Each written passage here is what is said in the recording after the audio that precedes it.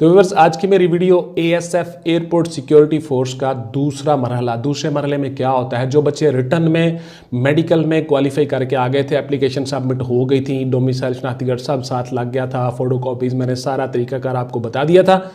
आज की वीडियो में मैं आपको बताऊंगा कि आपका जो रिटर्न टेस्ट होगा वो क्या होगा, कैसे होगा, कौन वो रिटर्न टेस्ट लेगा। तो इससे पहले कि मौजू की तरफ आए, प्लीज़ आप चैनल को सब्सक्राइब कर लीजिएगा, बेल का आइकन दबा के ऑल पे क्लिक कर दीजिएगा ताकि आपका और मेरा राब्ता उस्तवार रहे और मैं इसी तरह की इन्फॉर्मेटिव वीडियोस आपके लिए लाता रहूं।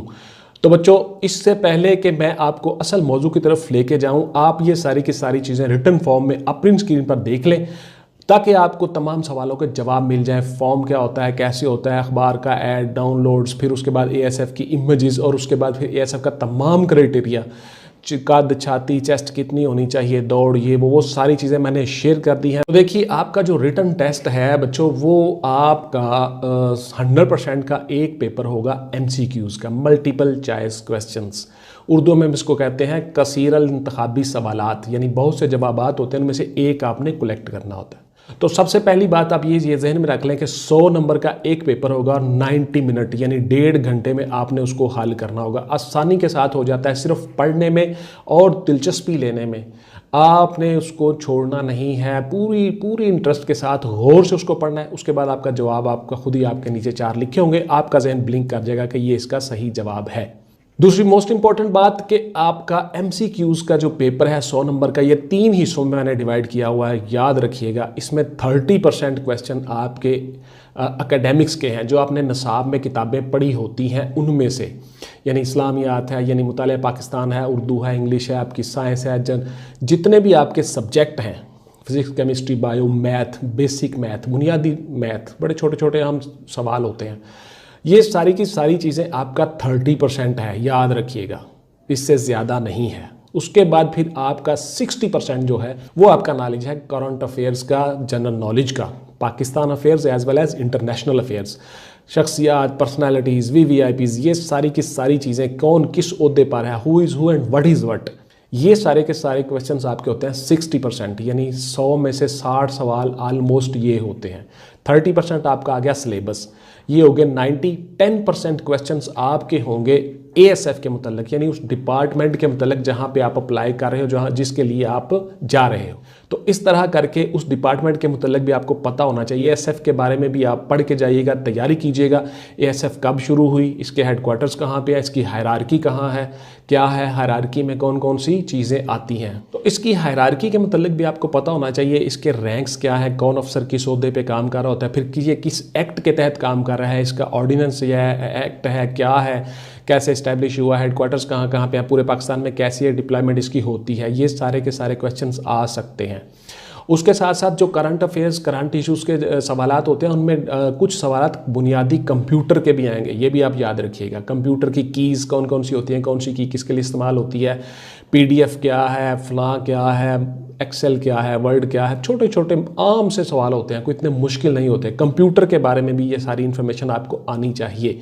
उसके बाद फिर सब्जेक्ट इनके क्या क्या होते हैं, किन किन सब्जेक्ट्स इनके सवाल आते हैं पिछले तमाम पेपर्स के मुताबिक, वो अभी मैं आपके साथ शेयर करता हूँ।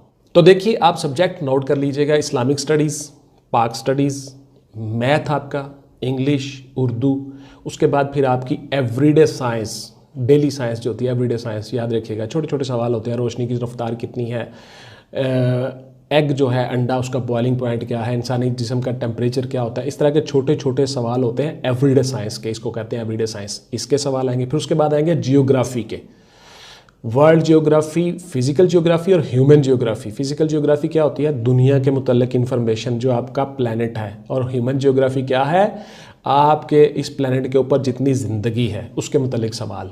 2 पोर्शन होते हैं जियोग्राफी के।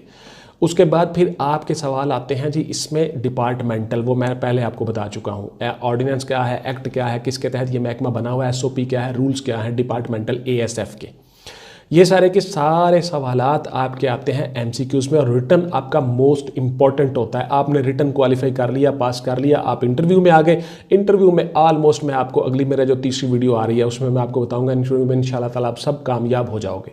रिटर्न में असल चीज़ होती है। उसके साथ आपने रिटर्न के जो मोस्ट इंपॉर्टेंट हिस्सा है, 60% जो क्वेश्चन होते हैं, ऑलमोस्ट 60 से 70% question general knowledge current affair के, उसकी तैयारी आपने क्या करनी है अभी मैं आपके साथ वो शेयर करता हूँ।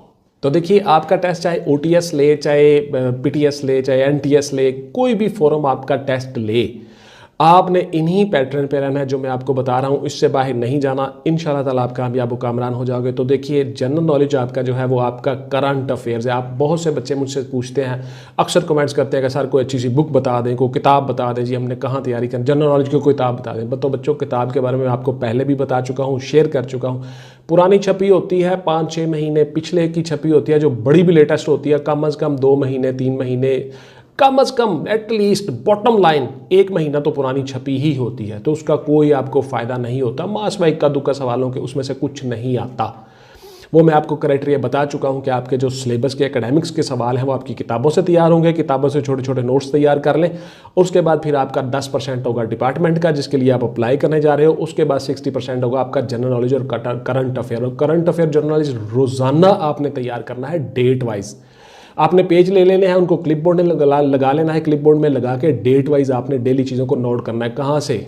रेडियो से, अखबार से, टेलीविज़न से, जैसा कि मैं आपको बताता होता हूँ, विकिपीडिया से, इंटरनेट से, सोशल मीडिया से, जितनी इन्फॉर्मेशन आप कलेक्ट कर सकते हो। मिनिस्टर कौन कौन से हैं, गवर्नर कौन से हैं, सेक्रेटरी कौन से हैं, जज कौन से हैं, चीफ साहबान कौन से हैं, चीफ ऑफ आर्मी स्टाफ कौन से हैं, ASF के चेयरमैन कौन है, OASF के जनरल कौन रहे, चेयरमैन कौन रहे, फला जो भी रैंक्स, ओहदे, इख्तियारात हैं, डायरेक्टर हैं, असिस्टेंट डायरेक्टर हैं, डिप्टी डायरेक्टर हैं, एडिशनल डायरेक्टर हैं, जितने भी चीज़ें हैं वो सारी की सारी आपको आनी चाहिए। तो ये सारी चीज़ें आपने डेट वाइज नोट करनी होती हैं डेली।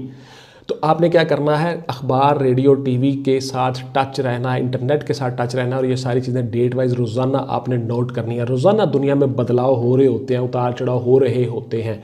तो जितनी चीज़ें पाकिस्तान अफेयर्स के साथ जुड़ी होती हैं, वो पाकिस्तान के साथ जो तब्दीलियाँ हो रही होती हैं, रोज़ाना जो काम होते हैं, डेवलपमेंट होती है, कुछ भी, कोई शख्सियत को ट्रांसफ़र, पोस्टिंग, ये सारी चीज़ें आपने नोट करनी होती हैं। उसके बाद फिर जो दुनिया में जितनी तब्दीलियाँ हो रही होती हैं, दुनिया के जो बर्निंग इश्यूज़ होते हैं, वो सारे के सारे आपने नोट करने हैं। तो बच्चों, एक क्लू, एक हिंट मैं आपको दे देता हूं। आप मुझसे अक्सर पूछते हो कि सर हमारी इंग्लिश बड़ी वीक है, उसके बारे में बताइए। तो उसके बारे में मैं अलग से एक वीडियो भी बनाऊंगा। तो एक टिप मैं आपको बता देता हूं, कमेंट्स में भी मैं अक्सर बताता होता हूं कि आपने इंग्लिश का अखबार पढ़ना है, उसका एडिटोरियल पेज में से कोई एक एडिटोरियल आपने देखना है। एक अदारिया मुख्तलिफ इश्यूज़ पर लिखे होते हैं कालम, तो उस एक कालम को आपने पकड़ लेना है, उसको पढ़ना है अच्छी तरह से, रोज़ाना एक एक कालम करके, डेली एक कालम, उसको अच्छी तरह से पढ़ के उसके बाद फिर आपने उसको लिखना है पेपर के ऊपर, रिप्रोड्यूस करना है। उसको कहते हैं रिप्रोड्यूस करना। जब आप उसको रिप्रोड्यूस करोगे तो वो पेपर से निकल के आपके ब्रेन में यहाँ पे आ जाएगा। ठीक है जी, ब्रेन में यहाँ पे। तो आपका ब्रेन में जो चीज़ आ गई वही आपकी है, वरना सारी की सारी चीज़ें पेपर्स की ही हैं।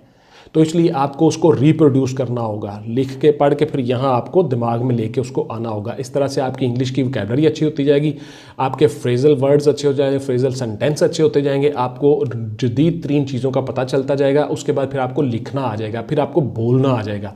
तो इस तरह से आपकी इंग्लिश इंप्रूव होती जाएगी। इस पर मैं इंशाल्लाह ताला एक अलग से वीडियो भी बनाऊँगा।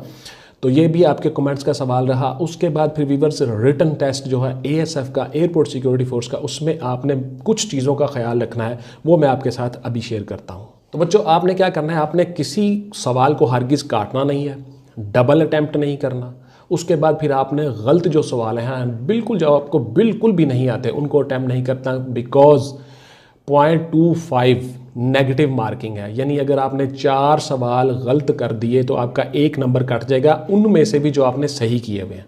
तो इसमें नेगेटिव मार्किंग भी है, इसका आपने ध्यान रखना है गौर से।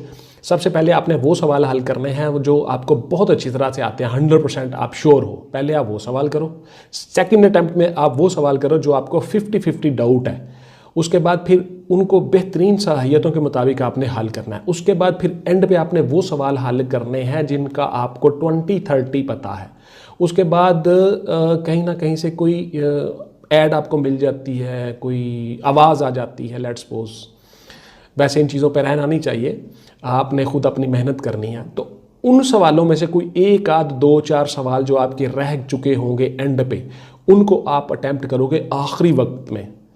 लेकिन अगर आप उनको ना करें तो ज़्यादा बेहतर है, बिकॉज वहाँ पे नेगेटिव मार्किंग आपकी शुरू हो जाएगी। फ़र्ज़ किया आपके 70 क्वेश्चन बिल्कुल एक्यूरेट हैं, दुरुस्त हैं, आपको सही आते हैं, उसके बाद जो 50-50 चांस वाले क्वेश्चन थे, 50% वाले, थोड़ा सा जिनमें डाउट था, उनमें से भी 10 से 15 क्वेश्चन आपके सही हो गए तो 80 प्लस आपका आराम के साथ एग्रीगेट आ जाता है, आप पास हो जाते हो।